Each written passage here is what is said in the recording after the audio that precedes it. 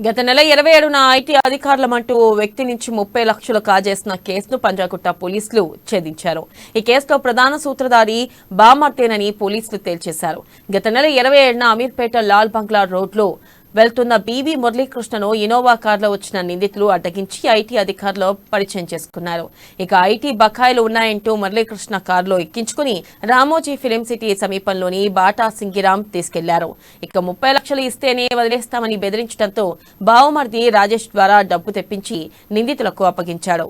అనంతరం outer ring road వద్ద నిందితులు వదిలేసి వెళ్లారు. దీంతో ఆ కేసుకు సంబంధించి ఈ నెల 4న మురళీకృష్ణ పోలీసులను ఆశ్రయించారు.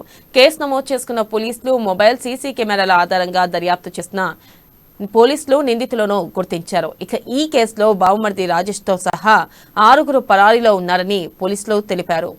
కిడ్నాప్ చేయడం జరిగింది. కిడ్నాప్ చేసి అతన్ని బెదిరించి అతని నుంచి 30 లక్షల రూపాయలు వసూలు చేశారు.